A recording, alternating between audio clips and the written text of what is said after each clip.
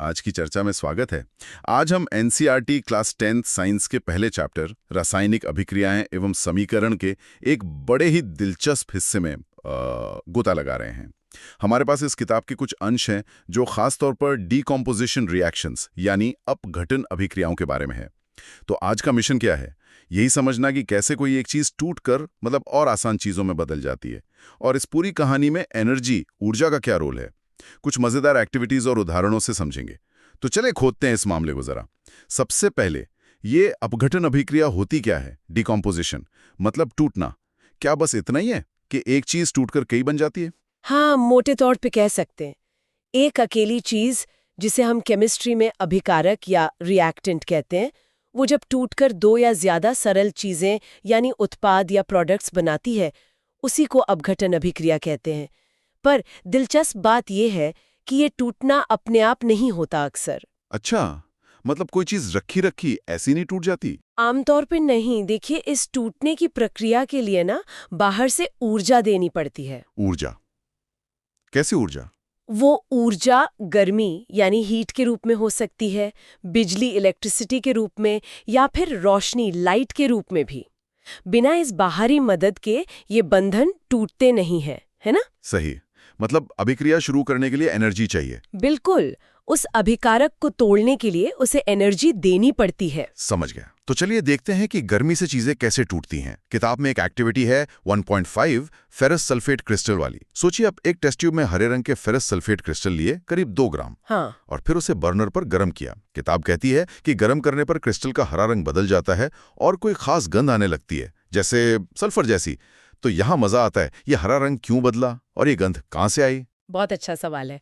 देखिए, वो जो हरा रंग होता है ना, वो असल में फेरस सल्फेट के साथ पानी के मॉलिक्यूल्स जुड़े होते हैं ना, क्रिस्टलीय जल। उसकी वजह से होता है FeSO4.7H2O। जब आप उसे गर्म करते हैं तो सबसे पहले ये पानी भाप बनकर उड़ जाता है। अच्छा। तो पानी गया तो रंग भी गया। हाँ, बिल्कुल। पानी निकला तो हरा रंग भी चला गया। क्रिस्टल सफेद या हल्के रंग के हो जाते हैं। ओके, पर गंध वो सल्फर वाली? हाँ, कहानी वहां खत्म नहीं हुई।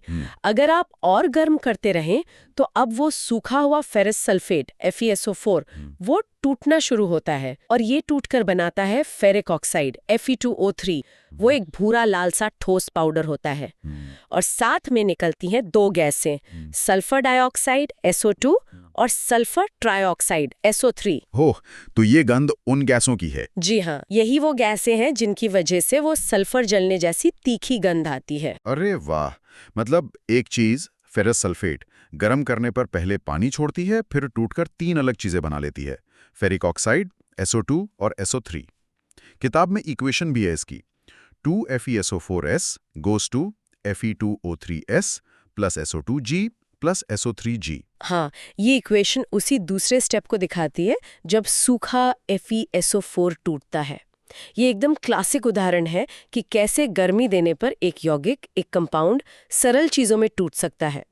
और क्योंकि ये गर्मी से हो रहा है, इसे कहते हैं ऊष्मीय अपघटन, थर्मल डीकॉम्पोजिशन। ऊष्मीय अपघटन का एक और उदाहरण दिया है किताब में, कैल्शियम कार्बोनेट CaCO3, मतलब चूना पत्थर।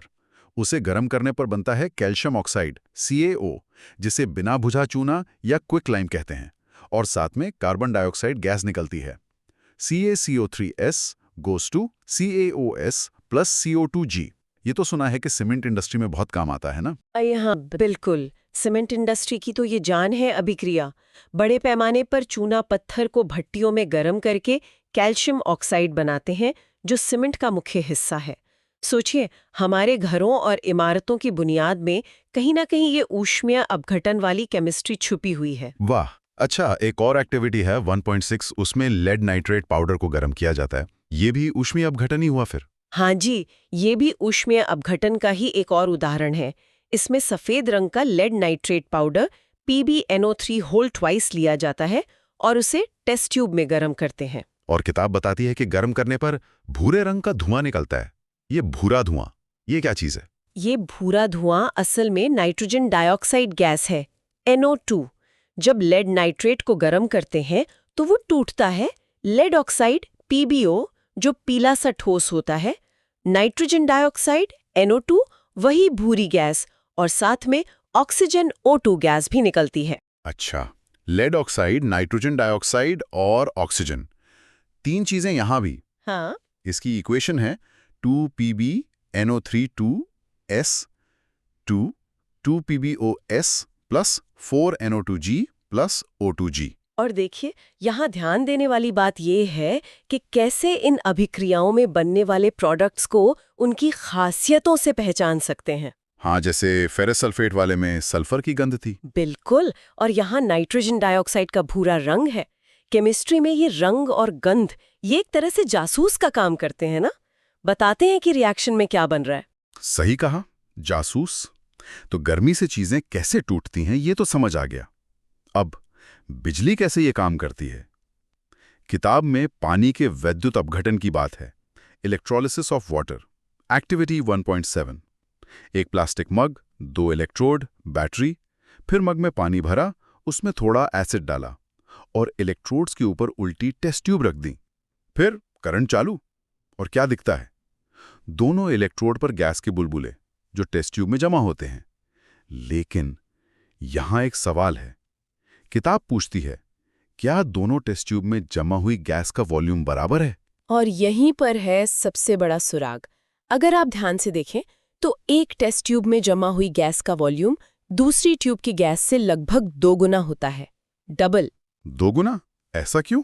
ये जो फर्क है ना वॉल्यूम में, यही बताता है कि पानी यानी H2O जो हाइड्रोजन और ऑक्सीजन से बना है वो टूट रहा है और वो अपने उन्हीं हिस्सों में बंट रहा है, हाइड्रोजन गैस H2 और ऑक्सीजन गैस O2। ओह, और क्योंकि पानी के एक मॉलिक्यूल H2O में हाइड्रोजन के 2 एटम और ऑक्सीजन का एक ही एटम होता है, शायद इसीलिए हाइड्रोजन गैस डबल बनती है। एकदम सही पकड़ा। वैद्युत अपघटन से पानी टूटकर हाइड्रोजन और ऑक्सीजन गैसें 2:1 के अनुपात में बनाता है, वॉल्यूम के हिसाब से।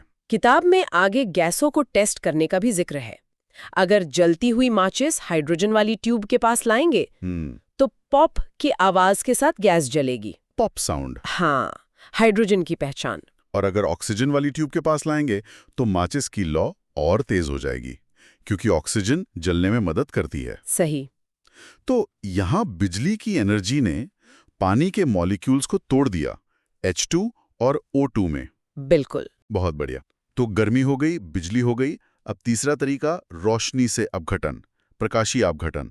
इसके लिए सिल्वर क्लोराइड AgCl का उदाहरण है, एक्टिविटी 1.8। एक चाइना डिश में थोड़ा सफेद सिल्वर क्लोराइड पाउडर लिया और उसे धूप में रख दिया। थोड़ी देर बाद देखा तो वो सफेद पाउडर स्लेटी मतलब ग्रे रंग का हो गया। ये कैसे हुआ? कोई जादू? जादू नहीं, ये केमिस्ट्री का कमाल है। यहाँ सूरज की रोशनी में जो ऊर्जा है ना, वो सिल्वर क्लोराइड के बंधनों को, उसके बॉन्ड्स को तोड़ देती है। सिल्वर क्लोराइड AgCl टूटकर बना देता है सिल्वर धातु Ag, जो स्लेटी रंग की होती है, और क्लोरीन गैस Cl2 जो गैस है तो उड़ जाती है। अच्छा, तो धूप ने तोड़ दिया AgCl को Ag और Cl2 में। समीकरण है 2AgCl S 2Ag S plus Cl2G। जी। और कमाल की बात यह है कि एक और मिलता जुलता कंपाउंड है, सिल्वर ब्रोमाइड AgBr। वो भी बिल्कुल ऐसे ही काम करता है। धूप में रखने पर वो भी सिल्वर धातु और ब्रोमीन गैस में टूट जाता है। 2AgBr S 2Ag S plus Br2G। अच्छा, तो सिल्वर ब्रोमाइड भी, मतलब धूप भी केमिकल बॉन्ड्स तोड़ सकती है। हाँ, और पता है, इसी सिल्वर ब्रोमाइड और क्लोराइड की प्रकाश के प्रति संवेदनशीलता मतलब लाइट सेंसिटिविटी हाँ। ने पुराने जमाने की ब्लैक एंड व्हाइट फोटोग्राफी को मुमकिन बनाया था। ओहो, फोटोग्राफी में? कैसे? वो जो फोटोग्राफिक फिल्म या पेपर होता था ना, उस पर इन्हीं सिल्वर कंपाउंड्स की एक परत होती थी।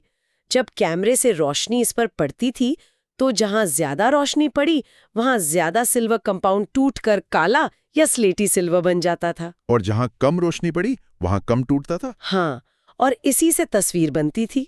सोचिए कैसे एक साधारण सी रासायनिक अभिक्रिया दशकों तक हमारी यादों को तस्वीरों में कैद करती रही। अरे वाह, ये तो कमाल की बात है। अब तो खैर डिजिटल कैमरे आ गए। हाँ, आजकल डिजिटल सेंसर ने इसकी जगह ले ली है, लेकिन ये केमिस्ट्री वाकई कमाल की थी, है ना? वाकई।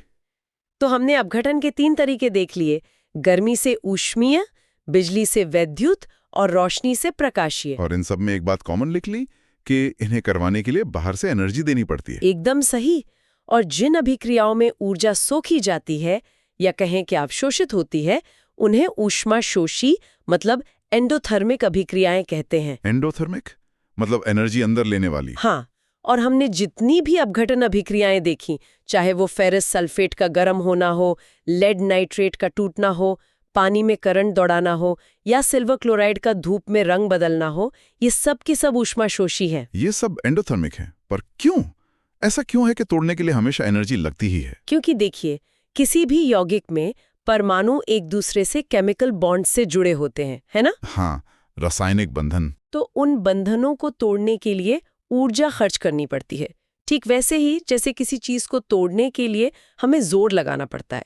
ये ऊर्जा हम ऊष्मा, विद्युत या प्रकाश के रूप में देते हैं और वो ऊर्जा उन बंधनों को कमजोर करके तोड़ देती है। अच्छा, तो बॉन्ड तोड़ने के लिए एनर्जी इनपुट जरूरी है? बिल्कुल। किताब के आखिर में एक और एक्टिविटी का जिक्र है, बेरियम हाइड्रोक्साइड और अमोनियम क्लोराइड को मिलाने का। हाँ, देखा मैंने। उसमें क्या होता है? जब इन दोनों ठोस चीजों को मिलाते हैं ना, तो टेस्ट ट्यूब छूने पर बहुत ठंडी महसूस होती है, एकदम ठंडी। ठंडी मिलाने पर? हाँ, ये भी एक ऊष्माशोषी प्रक्रिया का उदाहरण है। यहाँ अभिक्रिया होने के लिए जो मिक्सचर है वो अपने आसपास से यानी टेस्ट ट्यूब से और हमारे हाथ से गर्मी खींच लेता है, इसीलिए हमें ठंडक महसूस होती है। ओह, तो ये भी एंडोथर्मिक है? हाँ, तो मतलब ये है कि रासायनिक बंधनों को तोड़ने या उनको रीअरेंज करने के लिए अक्सर ऊर्जा की जरूरत पड़ती है। तो आज हमने काफी गहराई से समझा कि अपघटन अभिक्रियाएं क्या हैं, एक चीज का टूटकर सरल चीजों में बदलना, और ये भी देखा कि ये काम 3 तरीकों से हो सकता है। निर्भर करता है कि तोड़ने के लिए कौन सी एनर्जी इस्तेमाल हो रही है, गर्मी वाली ऊष्मीय, बिजली वाली वैद्युत या रोशनी वाली प्रकाशीय। और सबसे जरूरी बात, ये सारी प्रक्रियाएं ऊष्माशोषी हैं, एंडोथर्मिक मतलब एनर्जी खाती हैं। बिल्कुल सही। और अब जाते जाते ना एक सवाल छोड़ जाती हूँ जो इसी जानकारी से जुड़ा है। जरूर पूछे। अगर पदार्थों को तोड़ने में यानी अपघटन में ऊर्जा लगती है, यानी ये ऊष्माशोषी प्रक्रियाएं हैं, तो फिर जब पदार्थ बनते हैं, सोचिए संयोजन अभिक्रियाएं, कॉम्बिनेशन रिएक्शंस, जहां 2 या ज्यादा चीजें मिलकर एक बनाती हैं, तब ऊर्जा का क्या होता होगा? क्या वहां ऊर्जा निकलेगी या वहां भी लगेगी? क्या जोड़ने वाली अभिक्रियाएं ऊष्माक्षेपी मतलब एक्सोथर्मिक होंगी या ऊष्माशोषी एंडोथर्मिक? तो ये तो वाकई सोचने वाली बात है। अगर तोड़ने में एनर्जी लगती है तो जोड़ने में शायद निकलती होगी। ये आगे जानने लायक बात है। आज की इस दिलचस्प चर्चा के लिए बहुत बहुत धन्यवाद। मुझे भी मजा आया।